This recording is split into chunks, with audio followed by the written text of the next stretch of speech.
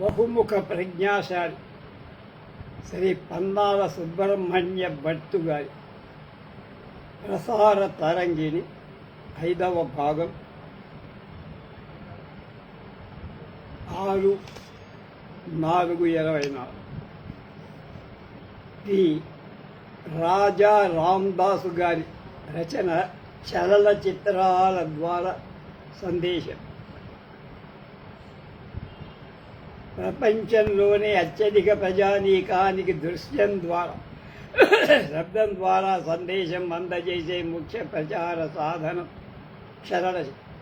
ఈ చలనచిత్రాన్ని థియేటర్లో కాకుండా ఇవాళ టెలివిజన్ సాధనం ద్వారా మన ఇంట్లోనే కూర్చొని చూసేవారు. టెలివిజన్ ద్వారా ఒక ప్రదర్శన లక్షలు కోట్ల మంది అంతటా ఉపగ్రహ ప్రయోగాల వల్ల చూసేవారు. అటువంటి ప్రచార సాధనం ద్వారా ఏదైనా సందేశం ప్రజలకు అందజేయాలని ప్రేక్షకుల మనస్తత్వం చలనచిత్ర సాధనం యొక్క ప్రత్యేక ప్రయోజనం, దాని పరిధులు, సంఘం యొక్క అవసరాలు అర్థం చేస్తుంది. అలాగే చలనచిత్ర శిల్పం మీద మంచి అధికారం కలిగి దాని సొడుగులు, పరిధులు అవగాహన కావు. అప్పుడే ఏ సందేశమైనా ప్రయోజనాత్మకంగా, సృజనాత్మకంగా ప్రజలకు అభివ్యక్తం చేయటానికి వీలు. చాలామందికి సందేశం అంటే మాటల ద్వారా, ఉపన్యాసం ద్వారా, పాటల ద్వారా చెప్పేది సందేశం అనే అపోహ. చలనచిత్రం ముఖ్యంగా దృశ్య శబ్ద సాధనాలు రెండింటిని ఉపయోగించే స్వరూపం. అందులో ముఖ్యంగా దృశ్యానికి, చిత్రానికి ప్రాధాన్యత ఇది. చలనచిత్రంలో ప్రేక్షకులకు అందే సమాచారం 170% దృశ్య రూపంలో, మిగతాది శ్రవ్య రూపంలో అర్థమవుతుంది. దృశ్య రూపంలో ఉన్న సమాచారం ప్రేక్షకుల మీద బలమైన ముద్ర వేస్తుంది. చిత్రం చూశాక చాలా కాలం జరిగిపోయిన అందులో దృశ్యాలు గుర్తుకుంటాయి, కానీ సంభాషణలు గుర్తుంటాయి. మనిషి కదిలించే, హృదయానికి హత్తుకునే దృశ్యాలు, మాటలు అంతకాలం జ్ఞాపకం. చలనచిత్రంలో ఇది చాలా ముఖ్య విషయం. ఇక ప్రేక్షకులు చూసే చిత్రాలు సాధారణంగా 4 రకాలు. అతి చిన్నవి వ్యాపార సందేశంగా, ముఖ్యంగా ఆశయం కలవి వ్యాపార సందేశ లఘు చిత్రాలు, సబ్బులు, టూత్పేస్ట్, మందులు, ఇతర వస్తువులు, వాటి విలువలు, ప్రయోజనాలు ఆకర్షణీయంగా 1-2 నిమిషాల్లో చూపించి ప్రేక్షకులు ఆ వస్తువులు కొనేలా చేయటం ఆ చిత్రాల్లో ముఖ్యం. ఇక 2వ కోవకు చెందినవి వార్తా. ఇవి కేంద్ర ప్రభుత్వం ద్వారా, రాష్ట్ర సమాచార శాఖల ద్వారా నిర్మింపబడి ఇవి సంక్షిప్త వార్తా చిత్రాలు. దేశంలో, రాష్ట్రాల్లో, వివిధ ప్రాంతాల్లో జరిగిన ముఖ్య విషయాలు చిత్రీకరించి ప్రజలకు చలనచిత్రం ద్వారా వార్తలు అందచేయటమే ఈ చిత్రాల ముఖ్యోద్దేశం. వాటిలో సందేశం అంతర్లీనంగా ఉంటుంది. ప్రజలకు దేశంలోని ముఖ్య విషయాలు అవగాహనమై వారిలో చైతన్యం జాగృతమై సాంఘిక బాధ్యతలు, పౌర బాధ్యతలు అర్థమవుతాయి. ఇక 3వ రకం చిత్రాలు డాక్యుమెంటరీ. ఇవి కూడా వివిధ అంశాల మీద కేంద్ర రాష్ట్ర ప్రభుత్వ ఫిల్మ్ డివిజన్ల చేత నిర్మింపబడి దేశంలో వివిధ సమస్యలు, అభివృద్ధి కార్యక్రమాలు, ప్రణాళికలు, వాటిలో ప్రజలు, ప్రభుత్వం యొక్క బాధ్యత, ఒక్కొక్క అంశం గురించి విజ్ఞానాత్మకంగా ప్రజలకు తెలిపి పరిష్కార మార్గాలను కూడా సూచించి దేశ పురోభివృద్ధిలో వాళ్ళని స్వాములుగా చైతన్యవంతులుగా చేయటం వాటి లక్ష్యం. వాటిలో సందేశం ఒకప్పుడు అంతర్లీనం, అప్పుడప్పుడు సూటిగా వ్యాఖ్యాత ద్వారా చెప్పబడు. ఏదేమైనా ఈ చిత్రాలు జయప్రదం కావాలంటే వాటిలో దృశ్య భాగం వాస్తవానికి ఎంత దగ్గరగా ఉంటే అంత మంచి. డాక్యుమెంటరీ చిత్రంలో అవాస్తవికత ఏమాత్రం కనిపించిన చిత్రం యొక్క ప్రయోజనం వేస్ట్, వ్యర్థం. డాక్యుమెంటరీ చిత్ర నిర్మాణంలో భారతదేశం ప్రపంచంలోనే చాలా పేరు పొందిందట. డాక్యుమెంటరీలు దేశంలో అన్ని భాషల్లో అనువదింపబడి ప్రజలకు అందుబాటులో ఉంది. టెలివిజన్ వచ్చాక ఈ డాక్యుమెంటరీ చిత్రాల ప్రాముఖ్యం బాగా తెలియదు. ఇక చివరిది మనకు చూసేదే కథా చిత్రం. ప్రతిరోజు టిక్కెట్టుకొని దూర ప్రాంతాలకు వెళ్ళి వినోదం నిమిత్తం 2-3 గంటలు చూసేది కథా చిత్రం లేక ఫీచర్ ఫిల్మ్. చలనచిత్ర పరిశ్రమ నడిచేది ఈ చిత్రాల వల్ల. మనం అభిమాన తారలు, దర్శకులు, గాయకులు, రచయితలు ప్రచారం పొందేది ఈ చిత్రాల వల్ల. ఇది ఒక భారీ పరిస్థితి. దీని ప్రభావం సంఘం మీద, అందులో ముఖ్యంగా 15-20 సంవత్సరాల మధ్య గల యువతీ యువకుల మీద అతి బలీయం.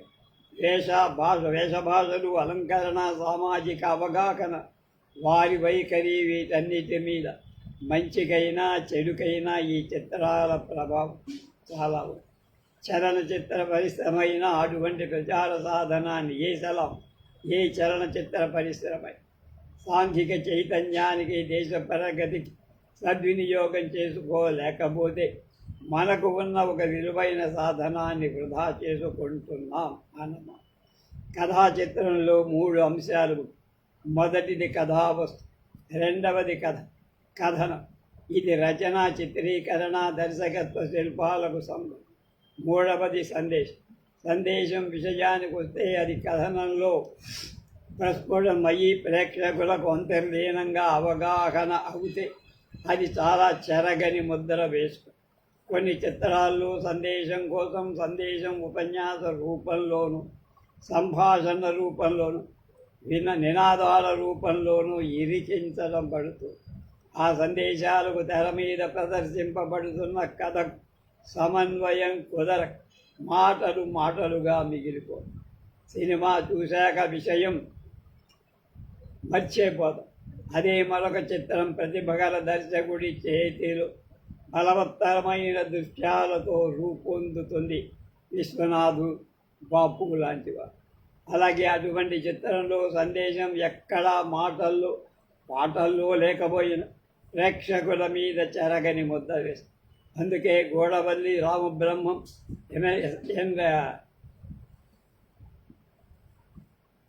రెడ్డి గారు, బిఎన్ రెడ్డి చిత్రాలు, రైతు బిడ్డ, మాలపిల్ల, వందే మాతరం, సుమంగళి ఈనాటికి జ్ఞాపకం.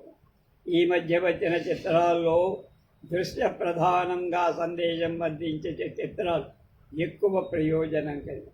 అంటే సంభాషణల్లో, గీతల్లో సందేశం ఉండకూడదని కాదు. ముందు దృశ్యంలో అంతర్లీనంగా సందేశం ఉండి ఆ దృశ్యం హృదయాన్ని హత్తుకోనేలా ఉంటుంది. అవి తక్కువ మాటలతో ఎక్కువ సందేశం రసాత్మకంగా అందించు. దృశ్యం పేలవంగా ఉండి సందేశం మాటల్లో బలవత్తరంగా ఉన్న అది ఉపన్యాసము. ప్రేక్షకులు ఏదైనా భరిస్తారు, కానీ సినిమాలో ఉపన్యాసం అంటే చిరాకు పడతారు. అలాగే వాళ్ళకి దృశ్యం ద్వారా అవగాహన కలగజేసి వాస్తవికత, సమయం, సందర్భం చెడకుండా ఏ సందేశం ఇచ్చినా స్వీకరిస్తారు. చలనచిత్రంలో సౌండ్ ట్రాక్ దృశ్యానికి సహాయకారిగా ఉండాలే తప్ప దృశ్యాన్ని మింగేయకూడదు. సందేశాత్మకమైనవి అనుకునే చిత్రాలు ప్రజలకు విసుగు కలిగించడానికి అదే కాదు, ప్రేక్షకులు అవి చూసి అర్థం చేసుకొని లేక తాదాత్మ్యత చెంది ఒక అనుభూతిని పొందగలవారు ఆలోచించడానికి కొంచెం సమయం ఇవ్వాలి. కొన్ని చిత్రాల్లో సందేశం గుర్తించి తెప్పించే తపనలు శిల్పం అర్థం కాక ప్రేక్షకులను ఊరిపికిని పీల్చుకోనివ్వరు. అలాంటి చిత్రాలు విసుగే తెప్పిస్తాయి. చలనచిత్రం ద్వారా సందేశం అందించడం అంత తేలికేం కాదు. దృశ్యం ద్వారా సమస్య, దాని పరిష్కారం కూడా వీలైతే చిత్రీకరణలో తెచ్చే నేర్పరితనం దర్శకుడికి రావాలి. చలనచిత్ర శిల్పం క్షుణ్ణంగా తెలిసివండి సృజనాత్మకంగా సన్నివేశాన్ని సృష్టించే ప్రతిభ కావాలి. అప్పుడే ఏ సందేశమైన రసవత్తరంగా, బలంగా హృదయాలు హత్తుకునేలా ప్రదర్శించదు. ఇంకా చలనచిత్రంలో చిత్రీకరించాల్సిన సమస్యలకు అంతు లేదు. ఏ సమస్య అయినా తీసుకోవచ్చు. ఆ సమస్య వ్యక్తుల జీవితాలను ఏ విధంగా ఆడిస్తుందో దానికి సన్నివేశానికి సృష్టించే నేర్పు కావాలి. కానీ చాలా చిత్రాలు యువతీ యువకుల ప్రణయ కథలతో వారి నృత్య గీతాల భావన జగత్తుతో సంఘానికి సమస్యకు ఏ మాత్రం ఆస్కారం లేకుండా రూపొందబడుతుంది. అటువంటి చిత్రాల్లో ఎక్కడైనా చిన్న సందేశాత్మకమైన వాక్యాలున్న వాటి ప్రయోజనం మిగతావన్నీ మింగేస్తాయి. కథ యావత్తు ఆ సమస్య మీద ఆధారపడి ఈ సందేశం కథ నుంచి చిత్రీకరణ నుంచి అంతర్లీనంగా వస్తే అటువంటి సందేశానికి బలం ఎక్కువ కాదు. లేకపోతే చలనచిత్రం 2 గంటల వినోదంగానే మిగిలిపోయి దానికి సాంఘిక ప్రయోజనం అంటుకో. అటువంటి చిత్రాలు యువకుల్లో పలాయనవాదం, ఎస్కేపిజం ఎక్కువ చేసి బాధ్యత రాహిత్యాన్ని పెరుగుతుంది. పిల్లలకు నచ్చే కథలు కబులు జ్ఞాపతి రాఘవల ఆకాశవాణి ప్రసార రంగాలలో జ్ఞాపతి న్యాయపతి కాదు. ప్రసార తరంగాలలో పిల్లల కార్యక్రమాలు పిల్లల కెరటాల్లాంటి సరదాగా సముద్ర తీరాల్లో నీటి తుంపర్లలో పాడుకోవాలని ఉంటుంది. ఆ ఇసుక తిన్నెలపై కథలు కబుర్లు చెప్పుకోవాలని. కానీ అలా కాక ఆకాశవాణి ప్రసార కేంద్రంలో 4 గోడల మధ్య మైకు అనే ఒక ప్రసార సాధనం ఎదుట నిలుచొని ఒక వాతావరణం సృష్టించుకొని పిల్లలకు కథలు చెప్పడం ఒక కళ. అందులోనూ పిల్లలకు నచ్చేట్టు చెప్పడం మరీ ప్రత్యేక కళ. ఏకపాత్రాభినయం. మన తెలుగు సారస్వతంలో కథావస్తువు కోసం వెతుక్కోనక్కర్లా. ఆనాటి కాకమ్మ పిచౌకమ్మ కథలను ఈనాటి ఇన్సాట్ ఉపగ్రహం వరకు చెప్పాలంటే బోలెడు కథావస్తువు. కాస్త వెనక్కు వెళ్తే మనకి అచ్చు పుస్తకాలు రేడియో ప్రసారాలు లేని రోజులు మన బొమ్మలు అమ్మమ్మలు తరతరాలుగా మన బామ్మలు అమ్మమ్మలు తరతరాలుగా కథలు చెప్పారు. అవి పెట్ట కథలు కావచ్చు, ధారావాహికంగా నడిచే గుడిసు కథలు కావు. ఆ కథలు వింటూ ఉంటే శ్రోతలకు ఒక సినిమా చూస్తున్న అనుభూతి కలిగి.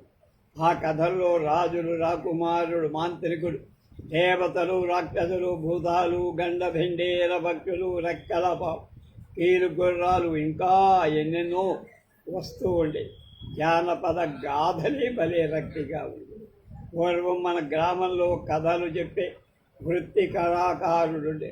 రాత్రులు భోజనాలయ్యాక ఏ దొరగారి లోగిలిలోనూ ఏ కరణంగారి ఇంటి అరుగు మీదను కూర్చొని ఆ విప్ర వినోదులు కథాకాలక్షేపం చేసేవా. మనం అచ్చు పుస్తకాల యుగంలోకి వచ్చాక కథ చెప్పడం అనే ప్రక్రియ సగం చచ్చిందేమో అని. పూర్వం ఎవరో రాసిన కాసిని మదిని కథలు, పెదరాజు పెద్దమ్మ కథలు వంటి బోలెడు కథావస్తువులు గలవి లేకపోలా. ఎదుటి రేడియోలో ప్రసార యోగ్యంగా మనం మాట్లాడుకునే వ్యావహారిక భాషలో అవి లేవు. కథారచన వేరు, పిల్లలకు నచ్చే విధంగా చెప్పడం వేరు కదా. ధ్వని రేడియోలో మనం మాట్లాడే ప్రతి మాట ధ్వని ప్రధానమని అందరికీ తెలుసు. మన భాష ధ్వనుల సముదాయం. ఈ శబ్దశాస్త్రం గురించి రేడియోతో సంబంధం ఉన్న వాళ్ళందరికీ తెలిసి ఉండటం అవసరం. కోకిలమ్మ హాయిగా పాడిందంటే అది ధ్వని. గాడిద కర్ణ కఠోరంగా కాంబోజి రాగం పెట్టిందన్నా ధ్వని. గొడ్డ గోబ చెప్పేసే చప్పుడు, కుక్క మరుగు, విమానం వృధా, గుర్రం సగిలింపు, ఏనుగు గింకారం, సింహ గర్జన, మేఘాల ఉరుము ఇవన్నీ వేర్వేరు ధ్వనులే. గొంతు ఒక విధంగా చెప్పాలంటే రేడియోలో మనం గొంతు పెట్టుకొని బతుకుతున్నామా అని. ఆ గొంతు వినయింపుగా ఉండాలి. మనం మాట్లాడే మాటలు ఇతరులకు స్పష్టంగా అర్థం అవుతోందా అనేది ఒక ప్రశ్న. రచన మనం ఎంఏ పిహెచ్డి తెచ్చుకోవచ్చు, సంస్కృత పండితులం కావు, అనేక గ్రంథాలు కావ్యాలు రచించి ఉండదు. కానీ పిల్లల కోసం వాళ్లకు అర్థమయ్యేట్లు రాయటం ఒక ప్రత్యేకత. పెద్ద చదువులు చదువుకున్న వాళ్ళకి ఆ గ్రాంధిక భాష జీర్ణించుకుపోయి వాళ్ళు పిల్లలకి అర్థమయ్యేలా చెప్పగల స్థాయి అందుకోలేరేమో అని ప్రతి పండితుడు రేడియో కథా రచయిత కాదు. ప్రతి కథా రచయిత ఆ కథను ఆకాశవాణిలో పిల్లలకు నచ్చే విధంగా మలచి చెప్పనూ లేదు. కథ చెప్పడం ఒక చక్కని ప్రక్రియ. కథా రచయిత తన పాండిత్యాన్ని ఒలకబోస్తూ పెద్ద పెద్ద సమాసాలు బాలశ్రోతలు అర్థం కాని భావశైలిలో వ్రాసవతల పారేది. కానీ రేడియో వృత్తి కళాకారుడు తనలో తాను ఇలా ప్రశ్నించుకుంటాడు: నా గొంతు వినసొంపుగా ఉందా? నా ఉచ్చారణ స్పష్టంగా ఉందా? నీ చెప్పబోయే కథావస్తు పిల్లల అవగాహన అందుబాటులో ఉందా? నా కథలో నాటకీయత ఉందా? లేక గొట్టంలాగా చదివేస్తున్నా? నాకు కొంతవరకైనా బహుపాత్రాభినయం, ధ్వని అనుకరణ వచ్చా? నాకు ఇతర రేడియో కళాకారుల సహకారం ఉందా? రేడియోలో ప్రసారం కోసం వ్రాసే కథా రచయిత ఆ కథ రక్తి కట్టాలంటే కొన్ని సులువు మార్గాలు. మన తెలుగు భాషలో మాట ధ్వని భావాన్ని అవినాభావ సంబంధం ఉంది. వాడు గబగబా నడిచాడు అన్న వాక్యంలో గబగబా అన్న మాట ప్రయోగించిన వేగాన్ని చెప్తాడు. అలాగే చెంగుల గెంతాడు, బుస్సన లేచాడు, పెళ్ళిమని చంపకాయ వేశాడు. ఇలాంటి ప్రయోగాలు చేస్తే ఆయా భావాలు వెంటనే వస్తాయి. ఈ సందర్భంలో నాకు ఒక పాట జ్ఞాపకం వస్తుంది. ఈయనే ఈ జ్ఞాపతి సుబ్బారావు గారే, రాఘవరావు గారే రేడియో అన్నయ్య అని పేరు ప్రసిద్ధి పొందినటువంటి వారి శ్రీమతి జ్ఞాపతి కామేశ్వరు రేడియో అక్కయ్యగా ఉంటారు. ఆయనే బిఎన్ రెడ్డి గారి మల్లీశ్వరి సినిమాలో రాయల వారితో పక్క వచ్చినటువంటి పాత్ర. వర్షంలో వీళ్ళందరూ ఒక చిన్న గుహలో దాక్కుంటే ఎవరు మళ్ళీ నాగరాజు అక్కడ భానుమతి నాట్యం చేస్తుంటే ఆ నాట్యాన్ని చూసి పరవశించినటువంటి రాజు కృష్ణదేవరాయలు, ఆయన ఆస్థాన కవి అల్లసాన పెద్దనామాచ్యుడు పోషణ పాత్ర వేశారు ఈయన జ్ఞాపతి రాఘవరావు. ఈ సహాదే ఉదాహరణకు నేను ఒకనాడు మన రేడియోలోనే ప్రసారం చేసిన పాట కథ కాస్త వినిపిస్తుంది. అది కుందేలు తాబేలు పందెంగా. అందులో అనగా అనగా అడవి ఎందున కుందేలొక్కడి ఉండని టకటట ఆకులములు పండ్లు కాయలు తిరుగుతుండని టటట ఆ అడవి ఎందున చెరువు గట్టున ఆంబేలొకటి ఉండని నీ సారీ సారు తాపిక ఈదుతూ తిరుగుతూ తనని చేయుతుండే, తన పని చేయుతుండే టటట పడిబడి అడుగుల గంతులు వేయుతూ పరుగిడగలదా కుందేరు తాపుగా ఈదుతూ తిరుగుతూ రాకులాడు మన తాంబేరు. ఇలాగ ఆ పాట రాగ వరుసలో సంగీత కళాకారుల సహకారం పాడితే కుందేలు చురుకుదని, తాబేలు తాపీగా నడుస్తుందని శ్రోతలకు అర్థం చేయాలి. మన తెలుగుదేశంలో స్థూలంగా 3 ప్రాంతాల్లో మన భాషలో విభిన్న మాండలికాలు ఉన్నాయి. కోస్తా దేశంలో శ్రీకాకుళం, విజయనగరం, విశాఖ జిల్లాలో ఒక గుంటడు బయలుదేరితే ఆ గుంటడు గోదావరి జిల్లాకు వచ్చేసరికి అబ్బాయి అయిపోయి, ఆ గుళ్ళబ్బాయి కృష్ణా, గుంటూరు, ప్రకాశం జిల్లాలు చేరుకునేసరికి కుర్రాడు, పిల్లగాడు అయిపోయి, ఆ కుర్రాడి నెల్లూరు, రాయలసీమ వారికి చేరేసరికి ఎరా బిడ్డ ఎక్కడి నుండి వస్తున్నావు అని అడుగు.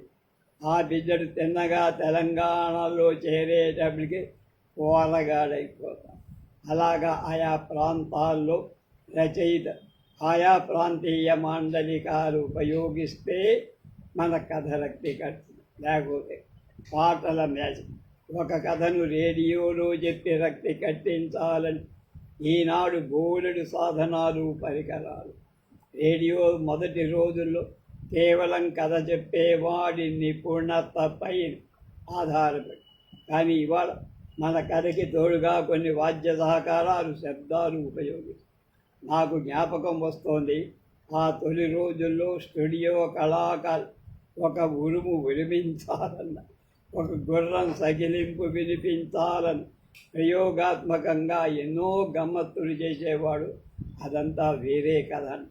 కమ్మని కబురు, పిల్లలకు నచ్చే కథలు, నాటికలు మాట్లాడు అసలు బాల శ్రోతలు కానీ తల్లిదండ్రులు కానీ బాలానందం నిర్వహించారు వీళ్ళిద్దరూ. అక్క రేడియో అక్కయ్య, రేడియో బావ, పేరుకు బయలుదేరనే బావ భర్త భార్య. ఆశించేది కమ్మని కబుర్లు, కాకరకాయ. అది అరగంట ప్రోగ్రాం లేదా 50 నిమిషాల ప్రోగ్రాం కాదు. వాళ్ళు ఆశించేది ఏ ఒక్క కథో కాదు, పరిపూర్ణమైన కార్యం. అది కార్యక్రమాన్ని ఒక విందు భోజనంగా తయారు. ఆ భోజనంలో ముఖ్య ఆధారములు అన్నం, పప్పు, పులుసు. కానీ భోజనంలో రుచికరమైన ఉపాహారాలు ఉంటేనే రుచి. ముచ్చటైన కబుర్లు, కాకరకాయలు, ఎంపైన పాటలు, సున్నితమైన హాస్య వినోదాలు, ఉడుపు కథలు మొదలైనవి ఉండాలి. పిల్లల కార్యక్రమంలో ఏది లోపించిన మన శ్రోతలు ఇట్టే కనిపెట్టు. అందుచేత ప్రోగ్రాంలో ప్రయోక్తకి సమయస్ఫూర్తి చాలా. అంతేకాదు సున్నితమైన హాస్యము అవసరం. మంచి వస్తువుతో, ప్రసారయోగ్యమైన సరుకుతో తయారైనప్పుడే ప్రసారానికి మైకు ముందు నిలుస్తున్న వ్యక్తి శ్రోతలకు నచ్చే విధంగా కార్యక్రమాన్ని అందివ్వగలరు. ప్రతి పిల్లల ప్రోగ్రాం వైవిధ్యంతో కూడి ఒక కళాఖండంగా రూపుదిద్దామని మన శ్రోతలను ఒక వినూత్న ఊహా ప్రపంచంలో తీసుకుపోయి మనం చెప్పే కథలు, వినిపించే నాటికలు, పాటలు అరగంట లేదా 50 నిమిషాలు విహరింపచేసేలా ఉండాలి. మన దురదృష్టం కొద్దీ రాను తెలుగు బాలల శ్రోతలకు ఇతర భాషలపై మోజెక్కువై అసలు తెలుగు భాషే మర్చి, తెలుగు నుడికారాలు, భాషలోని అందచందాలు మర్చి.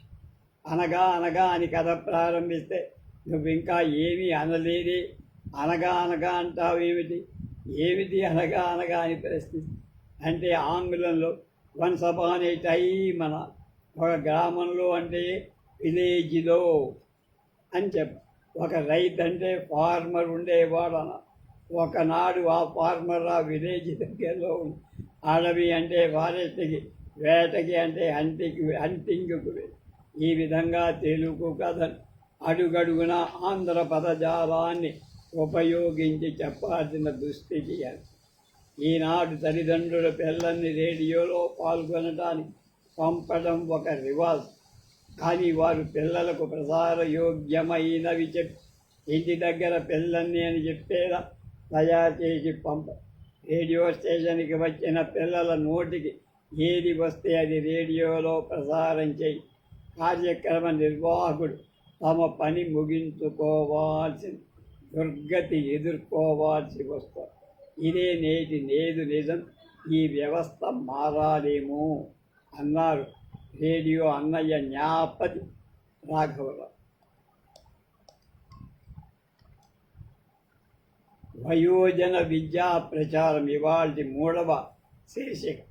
డాక్టర్ వెలగా వెంకటపై గ్రంథాలయ ఉద్యమంలో చాలా పాటుపడిన వ్యక్తి ఆయన. మంది ప్రజాస్వామిక దేశం, కామన్వెల్త్ పరిధిలో దేశాలలోని పెద్ద దేశం. మన దేశ పాలనా విధానంలో వర్ధిల్లుతున్న ప్రజాస్వామిక వ్యవస్థ 4 కాలాల సురక్షితంగా ఉండాలని ప్రజలంతా విద్యావంతులై ఉండాలి. దైనందిన వ్యవహారాలకు సరిపడ చదువు, రాయను నేర్చి ఉండాలి.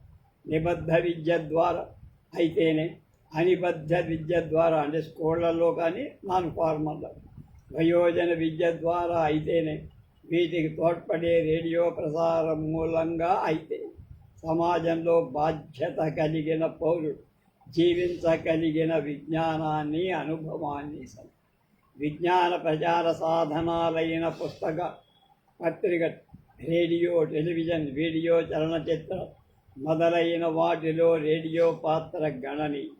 అందరికీ అందుబాటులో కల అశేష ప్రజానీకపు ఆదరణ అభిమానాలు అందుకొని రేడియో ప్రసారాల వల్ల వ్యక్తిలో జ్ఞానం పెరుగుతుంది, వివేచనా శక్తి విషయజ్ఞత వృద్ధి. ఎలాగూ ప్రసారాలలో వినోదం ఒక భాగంగా ఉంటూనే అందువల్ల వ్యక్తి అభ్యున్నతి జరిగి తదనుగుణంగా జాతి అభివృద్ధి చెందటానికి వీలుగా ఉంటుంది. జాతిపిత గాంధీజీ తాను ప్రతిపాదించిన నిర్మాణ కార్యక్రమాలలో వయోజన విద్యను ఒకటిగా అధిక ప్రాధాన్యమిచ్చారు. బాపు భావాల వల్ల ప్రభావితులైన అయ్యంకి వెంకటరమణయ్య, గడిజర్ల హరిసర్వోత్తమరావు, గోపరాజు రామచంద్రరావు గోర, శనివారపు సుబ్బారావు, హరి ఆదిశేషులు మొదలైన వయోజన విద్యా ప్రచార మహోద్యమంలో రేడియోను పత్రికల అధ్యాయాన్ని చక్కగా వినియోగించారు. వారి నిరంతర కృషి వలన లక్షల సంఖ్యలో ప్రజానీకం అక్షరాస్యులై అయినా జనాభాలో 300 మంది నిరక్షరాస్యులుగానే హద్దు పెరుగుతున్న జనాభా ఎందుకు పదముల కారణమైన సంగతి అందరికీ తెలుసు. అందుకే సమాజంలో మాయనిమచ్చగా మిగిలిపోయి నిరక్షరాస్యతను సమూలంగా తుడిచివేయట భారత ప్రభుత్వం 1978 అక్టోబర్ 2 గాంధీ జయంతి నాడు జాతీయ వయోజన విద్యా కార్యక్రమాన్ని చేపట్టి రాష్ట్ర ప్రభుత్వ వయోజన విద్యాశాఖ, స్వచ్ఛంద సంస్థలు, సేవా సమాజాలు, వ్యక్తులు ప్రజానీకంలో అక్షరాస్యత పెంపొందించే ప్రయత్నాలు చేస్తారు. మరొక వైపు రేడియో జాతీయ వయోజన విద్యా కార్యక్రమం నిర్దేశించినటువంటి డైరెక్ట్ చేసిన సామాజిక చైతన్యం, వృత్తి నిపుణత, విషయ బోధనపై ప్రధానాలు పెంపు చేస్తుంది. అందువల్ల కొత్తగా అక్షరాస్యులైన వారిలో భావ చైతన్యం కలగటే అవకాశం. నేడు మన దేశంలో 15-35 మధ్య వయస్కులకు వయోజన విద్యా పథకాలు విద్య నేర్పుతున్నారు. ఈ తరుణ వయస్కులు దేశ ప్రణాళికా కార్యక్రమాలు అమలు పరచడంలో శక్తియుక్తులు ప్రదర్శి దేశ భవిష్యత్తు వ్యాన్ని సహకరించగలవాళ్ళు కల విజ్ఞాన ప్రచారంలో రేడియో బలీయమైన పాత్ర నిర్వహిస్తుంది. కాబట్టి ఈ యువజనులకు తగినట్లు ప్రసారాలు రూపొందించాల్సిన అవసరం ఉంది. రేడియో ప్రసారంలో శ్రోత ఎదురుగా కనపడి అతని మనోభావాలు, అవసరాలు, అవగాహన పటిమ తెలుసుకొని దానికి అనుగుణంగా ప్రసంగించే అవకాశం లేదు. కనుక రేడియోలో ప్రసారానికి రచన చేసే వ్యక్తి నిరక్షరాస్యులైన కొత్తగా అక్షరాస్యులైన వారు పరకాయ ప్రవేశం చేసి వాళ్ళ అవసరాలు, అనుభూతులు, అనుభవాలు తెలుసుకొని ప్రసారాలు సిద్ధం చేయి.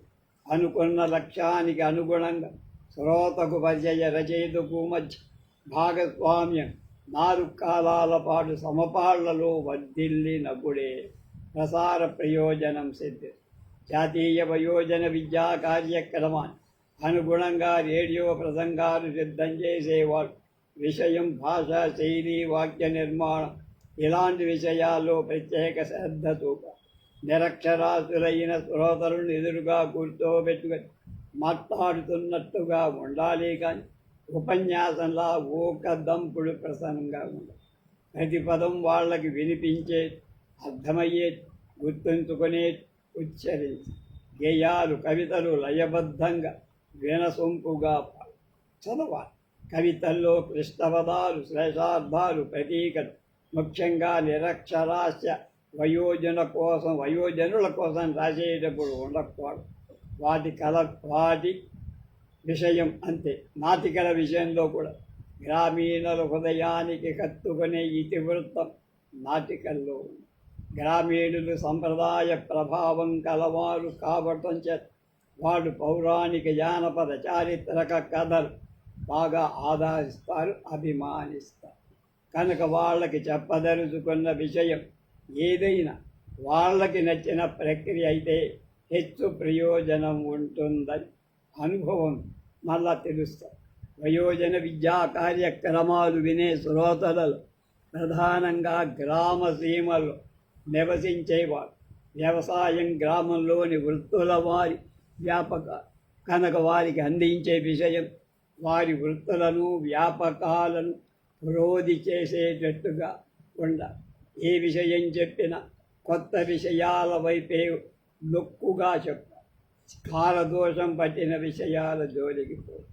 వ్యవసాయ రంగంలో కొత్త వంగడాల ఎన్నిక, పంటల దిగుడు, రసాయనిక ఎరువుల వాడకం, భూసార పరిరక్ష, కమతాలను కలుపుకోవడం, పైర్ల మార్పిడి, మిశ్రమ సేద్యం, వీటికి అవసరమైన మరణాగలు, పవర్ టిల్లర్లు, ట్రాక్టర్లు, పంపు సెట్ల వినియోగం, ఇలా విషయ ప్రాధాన్యంగా ప్రసార రచన ఉంది. వీటితో పాటు రైతు లోకానికి అవసరమైన పశుగణాభివృద్ధి, కోళ్ళు, బాతుల పెంపకం, అలాగే పట్టుపురుగు, తేనె పట్ల పోషణ, ఆకుకూరలు, కాయగూరల పెంపకం, ఇలాంటివన్నీ కూడా. ఇవి కాక వ్యక్తి ఆరోగ్యానికి, గ్రామ పారిశుద్ధ్యానికి సంబంధించిన విషయాలు. మంచినీరు శుభ్రం చేసుకోవడం, మంచి గాలి లభించే వాతావరణం ఏర్పాటు చేసుకోవడం, పౌష్టిక ఆహారం తీసుకోవడం, మురుగునీరు ఊరి బయటికి పంపించడం, సాంక్రామిక వ్యాధులను నివారించడం, ఇలాంటి విషయాలపై ఆసక్తికరమైన రీతిలో చెప్పాలంటే కొన్ని సమస్యలు ఎదురవుతాయంటున్నారు వెంకటప్పయ్య గారు. ప్రసారం చేసే వ్యక్తులు ఆయా విషయాలలో పరిజ్ఞానం, అనుభవం ఉన్న రచయితల్నే ఎంపిక చేయాలి. అయితే ఈ రచయిత వయోజనులకు వచ్చే రీతిలో చెప్పాలంటే చాలా ఇబ్బంది పడతారు. ఆ పరిస్థితిలో రచన చేసేప్పుడే భావం, భాష, ఇతివృత్తం, శిల్పం, ప్రక్రియ, ఎన్నికల్లో కాస్త ఆలోచిస్తే వారికి మంచి మార్గం వాళ్ళకే బోధపడుతుంది. విషయ సంబంధమైంది వృత్తి నిపుణత పెంచే ప్రసంగాలు కొన్ని చేశాక మధ్యలో గ్రామీణులలో సామాజిక స్పృహ పెంచే విషయాలు అంటే సంఘ జీవన విధానాలు, మూఢ విశ్వాసాల నిర్మూలన, వరకట్న దురాచారాలు మటుమాటు చేయడం అవసరం. ఈ విధంగా ప్రసంగాలలో సామాజిక దృష్టి, విషయ పుష్టి ద్విగుణీకృతమైన ఆశించిన ప్రయోజనం నెరవేరక తప్ప. ఇక ప్రక్రియ, భాషా శైలి, వాక్య నిర్మాణం మొదలైన వాటి విషయాలు చూపాల్సినటువంటి మెలకువ మధ్యాంధ్ర, ఉత్తరాంధ్ర, రాయలసీమ, తెలంగాణ ప్రాంతాల్లో ఉండే పల్లీయుల విభిన్నమైన మాండలిక వాడత, ప్రసారంలో అందించే భావన, శ్రోత అవగాహన మధ్య గల పొరలు తగ్గడానికి మాండలిక ప్రయోగం ఎక్కువ చేస్తే శ్రోతల్లో ఆసక్తి పెరిగి శ్రద్ధగా వినటానికి ఇష్టం. అలాగే మెట్ట ప్రాంతాల్లో, మాగాణి ప్రాంతాల్లో రైతుల సంస్కృతిలో తేడా ఉంది కనుక దానికి అనుగుణంగా ప్రసంగాలు ఉన్నాయి. శ్రోతలు దైనందిన జీవితంలో వాడే పదాలు కాక సాంకేతికమైన కొత్త పదాలు వస్తాయి. వాటి వివరణ వెంటనే ఉంది. ఈ సందర్భంగా రచయిత వాడుకలో గల పదాలు, సాంకేతిక పదాలు గల 2 పట్టికలు సిద్ధం చేసుకోవడం. ఈ వాక్యంలో 4 పదాలు మించి ఉండవు. క్లిష్టవాక్యాలు, మిశ్రమ వాక్యాలు శ్రోతలకు త్వరగా అర్థం కావు. సోనా, మంచి వంగడం, నేపియర్, భద్రా, పశుగ్రాసం వంటి అర్థార్థక ప్రయోగాలు తెలుగు భాష సంప్రదాయం. సోనా, మంచి వంగడం, అనబడును వంటి కర్మని ప్రయోగాలు వినసొంపుగా ఉండవు. అలాగే శైలి భావ ప్రసారానికి వీలైందిగా, సరళంగా, శ్రోత విని ఆనందిస్తున్నట్టుగా, అనుభూతి చెందుతున్నట్లుగా ఉంది. శైలి సరళాక్షర సంపదతో అమరిపో. ఈ దృష్టితో వయోజనుల కోసం చేసే రచనలు, ఆలోచన, భావాలు, లక్ష్యాలకు అనుగుణంగా కొత్త నడకలు సాగించవలసి ఉంటుంది. గలగా వెంకటప్పయ్య గారు ఉయ్యూరులో ఏసీ లైబ్రరీ 2004లో మేము దాన్ని ప్రారంభించి పూర్తి చేసినప్పుడు ఆయన తెలాన్ నుంచి నెలకి 2-3 సార్లు వచ్చి ఈ కార్యక్రమం ఎలా జరుగుతుందో పర్యవేక్షిస్తూ వస్తూ ఉండేవారు. నాకు బాగా పరిచయం అయ్యారు. ఆ తర్వాత ఆ లైబ్రరీ ప్రారంభోత్సవ సమయం 2004 జూలై 4 ఎప్పుడో అయింది. దానికి ఆ నిర్మాణ కమిటీకి నేను కన్వీనర్ కూడా. ఆ సందర్భంలో వారి ఆధ్వర్యంలోని కథ ఇక్కడ సభ జరిగింది. కొత్తగా రాజశేఖర్ రెడ్డి ప్రభుత్వం వచ్చింది అప్పుడే. ఆ ప్రభుత్వంలో ఉన్న మంత్రులు, స్థానిక ఎమ్మెల్యే వీళ్ళందరూ కూడా ఆ సభలో పాల్గొన్నారు. అలా ఆయనతో నాకు, అంతేగాక కృష్ణా జిల్లా రచయితల సంఘం వెలగా వెంకటప్పయ్య గారి ఒక విశిష్టమైన అవార్డు ఇచ్చింది. ఆ ఇచ్చిన సందర్భంలో ఆయన గురించిన పరిచయం చేసే అవకాశం నాకు కృష్ణా జిల్లా రచయిత సంఘం కార్యదర్శి డాక్టర్ పూర్ణచంద్ గారు నాకు ఇచ్చారు. నేను సభాముఖంగా వెలగా వెంకటప్పయ్య గారిని పరిచయం చేశాను. మా పుస్తకాలు ఆయనకు పంపడం, వాళ్ళ అబ్బాయి ఆయన చనిపోయిన తర్వాత కూడా 1-2 సార్లు పంపారు. వాళ్ళ అబ్బాయి కూడా చక్కగా మాట్లాడేవారు. అలాంటి వారు తెలుగు భాషకు, వయోజన విద్యకు, తర్వాత గ్రంథాలయ ఉద్యమానికి, బాల సాహిత్యం అద్భుతమైన సేవలు అందించిన వెలగా వెంకటప్పయ్య గారి గుర్తించుకోవడం చాలా ఆనందదాయకంగా.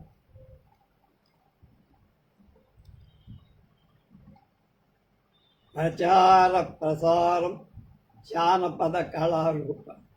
ప్రయాగ నరసింహశాస్త్రి గారు అందాల రాముడి సినిమాలో బోటులో అందరూ పెడుతూ ఉంటే పూజారిగా ఉండి చిన్న హరికథ చెప్తారు ప్రయాగ నరసింహశాస్త్రి గారు.